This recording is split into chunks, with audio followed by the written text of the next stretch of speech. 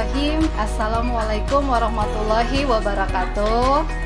Uh, saya Lydia Elviana, berlaku owner dari Lydia Jewelry. Di sini saya ingin berbagi pengalaman yang sudah saya alami sebelum-sebelumnya. Nah, dalam video ini juga semoga bermanfaat untuk kawan-kawan yang baru mulai usaha di bidang perhiasan ataupun di bidang lainnya.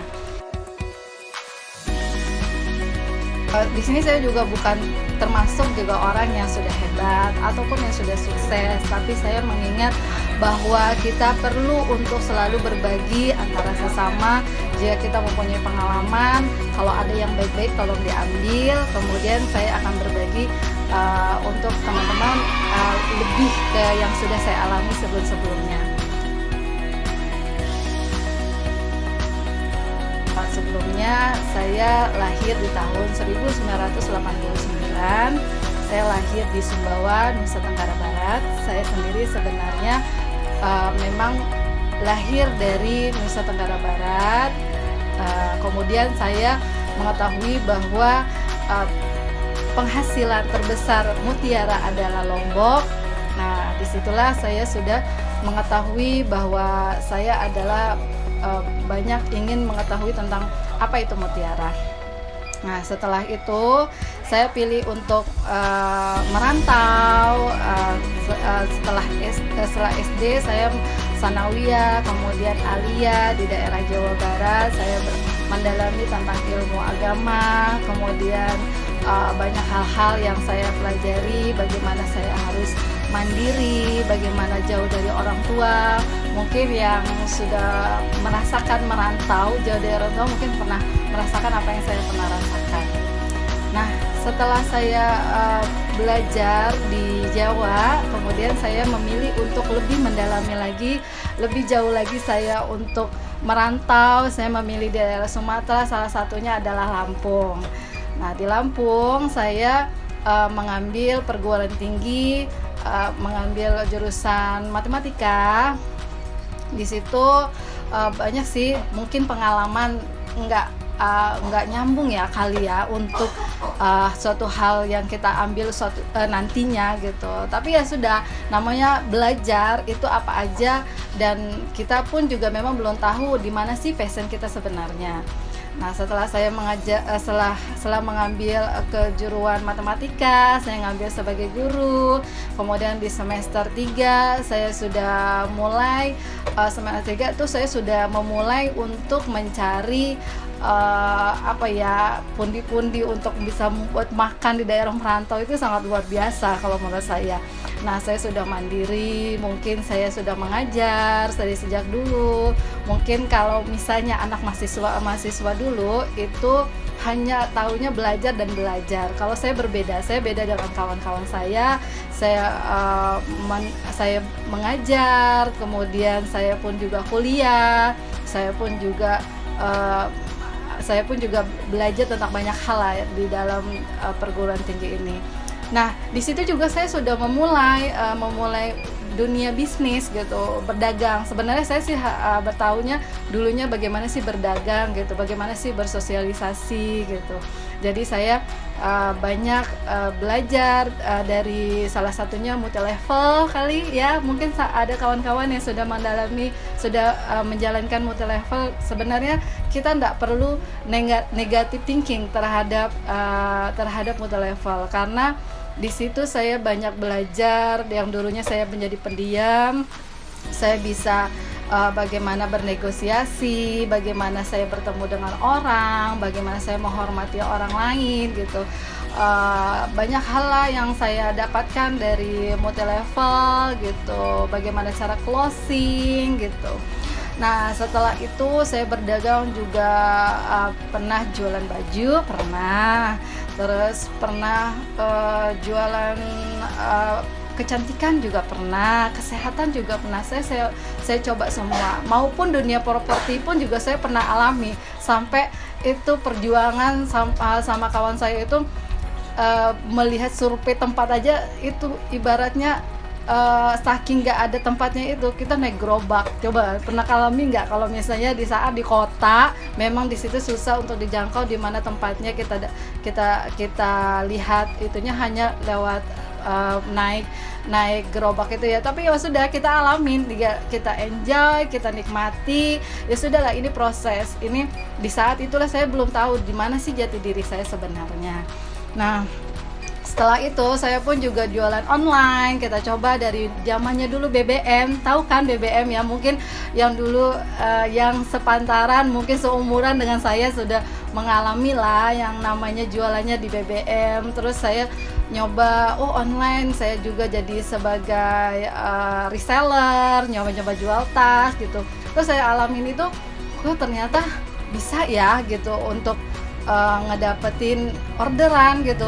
Dia kayaknya kalau pertama kali untuk dapat orderan itu kayaknya senang banget, bahagia banget gitu, karena kita bisa menawarkan kepada orang lain ini produk yang kita jual gitu. Terus lama-lama menggali lagi apa ya, produk apa yang cocok ya buat kita gitu. Sedangkan kita udah tahu nih, kita bisa berdagang, kita bisa bersosialisasi kepada orang lain, kita bisa menjelaskan produk kita. Nah, saya menentukan apa ya yang cocok untuk yang kita seriuskan gitu, yang kita fokuskan gitu. Akhirnya mungkin karena saya sering pulang merantau, dari rantauan ini pulang kampung gitu kan ke Lombok. Orang-orang sering di Lampung itu bertanya kepada saya, jangan lupa ya kalau misalnya nanti kalau pulang ke Lampung lagi itu bawa mutiara ya gitu. Dan saya berpikir, apa sih mutiara itu, apa sih itu, sering banget diucapin dengan orang-orang yang sering banget yang minta oleh-oleh gitu. Akhirnya saya mencoba untuk mengetahui apa sih mutiara itu di daerah Lombok, apa yang bisa mengutamakan orang itu sampai mengistimewakan gitu.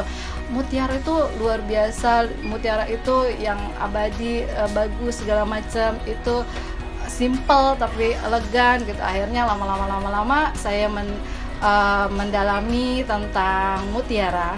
Nah, di situ saya mencoba untuk berkenalan kepada tokoh-tokoh yang berjualan jualan mutiara di Lombok gitu kan. Memang saya jujur, saya tidak punya keluarga dari memang sudah terjun di mutiara.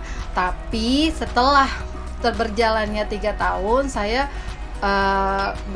mengetahui kalau salah satu keluarga saya, bibi saya itu memang sudah terjun lebih dahulu di bidang mutiara perhiasan ini. Nah, di situ mungkin saya banyak belajar.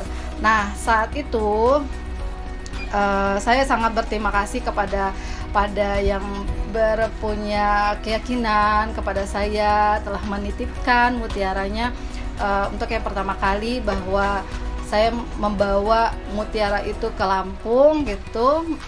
Dan saya diberikan tantangan, bagaimana nih saya kasih kamu mutiara gitu, kamu bawa nih, ini senilai 10 juta. Itu saat itu 10 juta. Kalau menurut saya itu, saya belum berpenghasilan, kemudian saya diberikan kepercayaan, terus membawa mutiara, menurut saya itu sangat bernilai gitu. Dan itu kesempatan emas buat saya, tantangan bagaimana sih cara untuk menjualkan mutiara ini.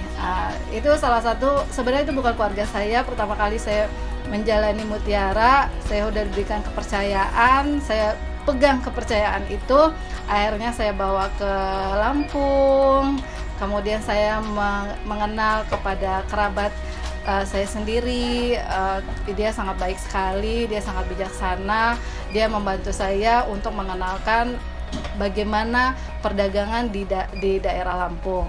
Setelah saya sudah merintis, waktu itu masih etalase yang sangat kecil sekali, diberikan kepercayaan, saya membawa mutiara yang senilai 10 juta untuk menawarkan di daerah Sumatera. Kemudian saya kerjasama kepada teman saya yang sudah mungkin lebih dulu dia dalam dunia usaha. Saya bekerja sama, kemudian saya mempunyai tugas masing-masing, seperti siapa yang marketingnya, siapa yang punya produknya. Di situ kita bekerja sama dengan baik. Alhamdulillah, dan itu prosesnya kita bisa bekerja sama dalam 1 tahun. Saya melanjutkan untuk lebih mendalami lagi tentang perdagangan, apa sih yang harus saya lakukan setelah ini gitu. Dan saya berpikir ya sudah, berarti saya harus mencoba berdagang di mall-mall, karena memang salah satunya program untuk bisa closing si Mutiara ini adalah ya di mall-mall gitu. Dan saya mencoba untuk berpindah mall-mall, kemudian alhamdulillah closing, omset tambah banyak, yang tadinya etalase rokok tambah lagi dari etalase yang lebih besar lagi. Kemudian saya sudah lebih banyak omset lagi, saya bertambah lagi untuk ya awalnya saya juga masih etalase yang bekas, tapi saya berpikir oke, saya sudah bukan waktunya untuk berpindah-pindah tempat, tapi saya ambil kesempatan. Disinilah saya harus ngambil ya galeri semacam itu, dan saya memilih untuk ke Bambu Kuning Plaza karena ini adalah ikonnya Lampung. Siapa sih yang nggak kenal dan tidak tahu di mana itu Bambu Kuning. Nah, disinilah saya lebih lama mendalami tentang penjualan mutiara. Kemudian saya sudah omset saya semakin naik lagi dari mutiara. Saya mengenal mungkin ada produk bertambah lagi selain mutiara, yaitu produk kita ada gading berupa cincin, gelang, anting, dan lain-lain. Setelah itu saya juga bertambah lagi produknya seperti berlian Eropa. Awalnya berlian Banjar, naik berlian Eropa, kemudian stabil itu semua. Salah satunya yang saya jalani itu adalah berlian Eropa. Dan PR terbesar saya mungkin saya ingin ciptakan combine antara berlian dan mutiara. Walaupun sebelumnya saya sudah pernah dipercayakan diberikan produk nih kamu, karena saya kan ketemu tuh sama bibi saya. Setelah ketemu sama bibi saya diberikan produk untuk berjualan. Nih ada nih produk yang ada berliannya, terus ada mutiaranya. Dan alhamdulillah di saat tahun 2015 itu termasuk penjualan saya lebih naik lagi gitu kan, karena satu produk itu bisa bermacam-macam. Ada yang bros harganya 12 juta, ada yang harga 10 juta, bermacam-macam. Nah, setelah saya sudah mendalami tentang mutiara, di situ saya banyak belajar bahwa dunia usaha itu kita perlu tanpa modal. Itu ternyata kenyataan, saya pernah alami itu. Yang penting kejujuran kita diberikan kepercayaan. Mungkin setiap orang punya taktik sendiri, punya strategi sendiri untuk bisa closing, atau punya strategi sendiri bisa bernegosiasi kepada supplier gitu, bagaimana kita bisa mendapatkan barang.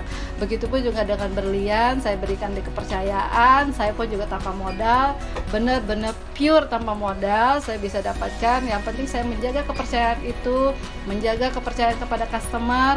Kita sama-sama bertanggung jawab terhadap apa yang kita sudah kerjakan.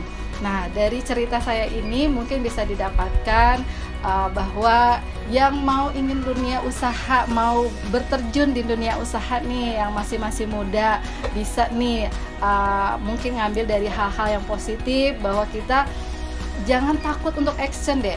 Action dulu, berpikirlah bagaimana strategi yang akan kalian jalankan. Kalian cari supplier kalian, insya Allah kalian bisa berdagang dan kalian bisa mendapatkan apa yang kalian inginkan.